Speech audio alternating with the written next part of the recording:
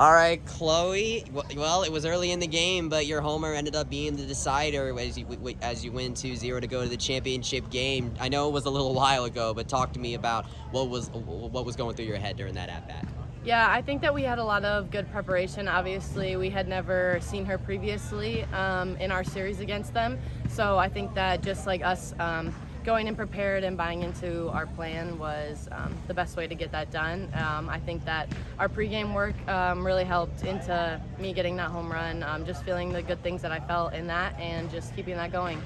You ended up extending your hitting streak to 17 games, a program record right there. What do you think has just kind of been the secret sauce, or I guess to say, what do you think you've done right over the course of these last several games? Yeah, I think it's just really important that I'm getting hits for the team. Obviously, getting on base, getting hits for the pitchers is always my mindset going up to bat. It doesn't really matter whether it ends up being a hit, an error. It's about moving runners, getting on base, scoring runs, doing whatever I can to be my best at the plate and help out the pitchers.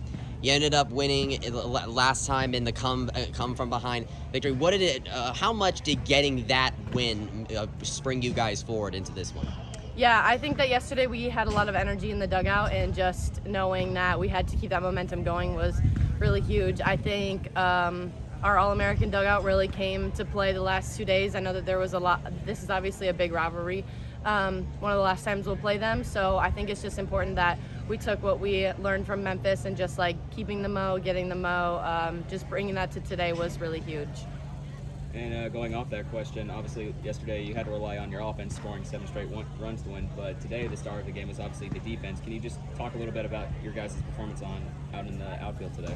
Yeah, so I mean, obviously we didn't have a whole lot come to the outfield, but just to speak on the rest of the defense, I think the infield did an amazing job.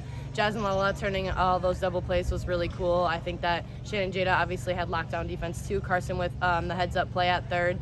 I think it's really important that everybody was locked in. Sarah had really good pitching all day today, so it's just about protecting her, getting those miscues from the umpires that she might have thought were strikes, but obviously capitalizing when they put the ball in play, protecting Sarah at all that we can, doing everything we can to keep the ball in front of us is huge.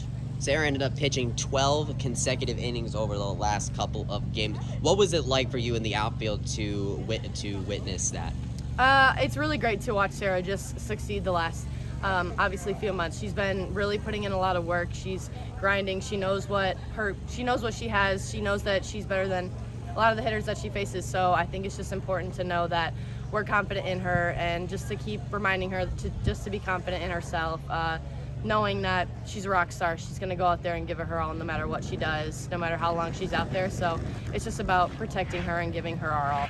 You mentioned earlier about how this could probably be the last time you guys play USF. Obviously, you're newer to the team, but can you talk a little bit about what this rivalry has meant to you? Yeah, it's obviously rivalry games are always really fun. Just knowing that these wins are big. Obviously, beating them 4 times in a season is really crazy, and obviously having to it's hard to beat a team 3 times, so let alone having to beat a team 4 times is always a tough case, but we knew they were a good team. We knew we had to come out strong, be ready for whatever they were going to throw at us, whatever pitchers they had, just preparing, leading up to this week, remembering and looking at what we had done in the past. It's really important just to, get these wins, obviously, and big rivalries are fun too. You came back to get the win yesterday. You preserved the early lead today. What do you think this team is going to need to do tomorrow in order to take the American Athletic Conference Championship against Tulsa? Yeah, I think that we just need to, jump on them early, stay on them. We need to, keep reminding ourselves just that, we can't, once we're up, we can't, let up. And that's super important for us to, keep that momentum, keep the pitchers rolling, keep our bats alive, making adjustments as much as we can.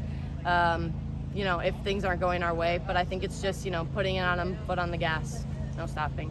What do you think these last 2 games have said about this team? I think that it just says that, we're here to play, we're here to win, we're here to just show them, that we're leaving the conference, and I think that we're ready for when we go to the Big 12s. It's just leaving a mark on what we have done here. Obviously a lot of USF fans, but there was also a lot of UCF fans. You heard the chants. Some fans were holding up Tampa's hometown team 2 signs. do you have anything you want to say to the Knights fans that showed up today? Yeah, obviously our support was huge today. We heard them in the outfield. We heard them whole game, before the game, after the game. It's super huge. We have so many people's families came out this weekend, so it's really great to see. Hearing them here and cheering, people traveling to come watch us play is always huge. Just, leaving our mark. That's what we need to do. All right, well, good luck tomorrow. Thank you. Congratulations.